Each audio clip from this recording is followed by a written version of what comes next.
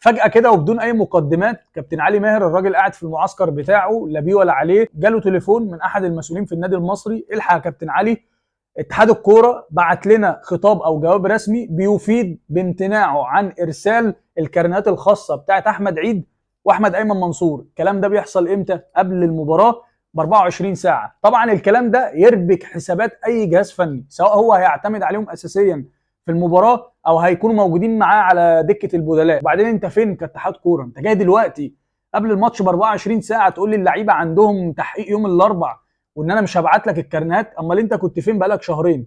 ما هو الدوري بقاله شهرين ونص خلصان، والاثنين لعيبه دول ماضيين بقالهم شهرين في المصري، ومصر كلها عارفه وتأيدوا وعقودهم راحت اتحاد الكوره واترفعوا على السيستم، وناس خدت مقدمات واتدفع لهم رسوم وكل حاجه. انت جاي دلوقتي تقول الكلام ده؟ طبعا مستر كامل ابو علي والمسؤولين في النادي المصري الناس استغربت جدا، قال لك يا جماعه احنا ما عندناش اي مشكله، بالعكس احنا موقفنا سليم بنسبه 100%. واللي الناس ما تعرفوش ان اصلا قبل ما النادي المصري يتعاقد مع الاثنين لعيبه دول تحديدا، وبالذات احمد عيد، لان احمد عيد كان عليه لغط كبير جدا، واستاذ ايمن الشريعي رئيس نادي انبي طلع اتكلم في هذا الامر اكتر من مره، لان احمد عيد كان في عقد الاعاره بتاعه الانبي كان في بند احقيه الشراء في انتهاء الموسم. طبعا انبي امتنع عن تفعيل البند ده لكون ان هو تعرض للايقاف بالنسبه لموضوع زياد بوغطاس، فاصبح اللعيب حر، لا ليه علاقه بالزمالك ولا ليه علاقه بانبي. فالمصري قال لك لا، ما انا النهارده مش هروح اشتري سمك في ميه، لازم امن نفسي واعرف راسي من رجلي كويس جدا. فبدا المصري يتواصل مع احد المسؤولين المختصه بهذا الامر، موضوع قيد اللعيبه واللوائح والكلام ده كله داخل اتحاد الكوره.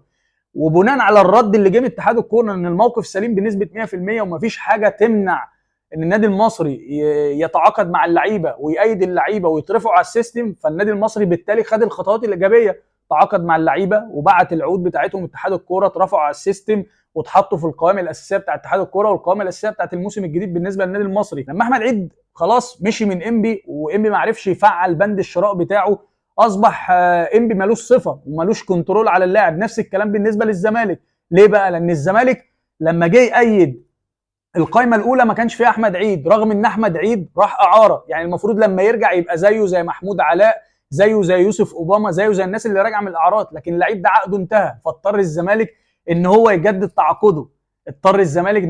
تعاقده. فلما الزمالك جدد له عقده برضه ما حطوش في القائمه الثانيه.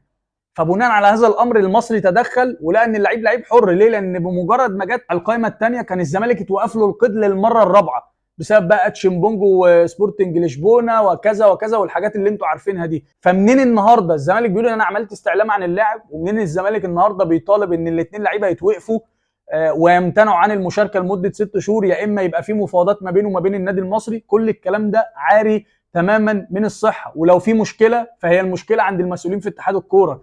المسؤول اللي النهارده بيخاطب النادي المصري ويبعت له جواب اللي انتوا شايفينه قدامكم ده ويقول له انا عايز الاثنين لعيبه يوم الاربعاء عشان اعمل معاهم تحقيق، المسؤول ده هو اللي يتحاسب، اللي اصلا وافق من البدايه ان هو يرفع العقود بتاعه المصري على سيستم اتحاد الكوره والسيستم اللوائح بتاعه الفيفا. اكد لكم الكلام ده لما نيجي نستشهد بالموقف بتاع عمر كمال عبد الواحد. عمر كمال عبد الواحد لو تفتكروا من 3 سنين لما مشي من النادي المصري وعقده انتهى، راح انضم ووقع على عقود انتقال لنادي الزمالك مع لجنه حسين لبيب، كان ساعتها لجنه معينه او لجنه مؤقته. بعد ما عمر كمال مضى للزمالك وخد مقدم، اتفاجئ ان الزمالك اتوقف له القيد، فالراجل قال لك لا، طب ما انا هقعد في البيت زي شبانه بقى وزي حمدي النقاز والناس دي، لا انا لازم اشوف مستقبلي. اما الراجل رايح انضم لمين؟ انضم لفيوتشر، ومضى لفيوتشر 3 سنين، مع العلم ان نادي الزمالك طلع بما فيهم الكابتن حسين لبيب قال لك لا ده احنا مطلعينه اعاره، وفيوتشر يقول لك لا احنا واخدينه نهائي 3 سنين ده جاي لنا انتقال حر.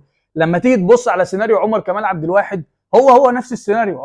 عمر كمال لعب كونفدراليه ولعب دوري وخد اللي هي بطوله كاس الرابطه، ولعب بطوله افريقيا مع المنتخب وبطوله عربيه، وبقاله 3 سنين بيلعب، لا توقف ولا تعرض لعقوبه ولا امتنع عن ارسال العضويه بتاعته او الكارنيه بتاعه عشان يشارك في الماتشات، ولا حتى فيوتشر ليه صفه لا من قريب ولا من بعيد. الموقف كان طبيعي جدا. نفس الكلام ده موجود في موضوع احمد عيد واحمد ايمن منصور.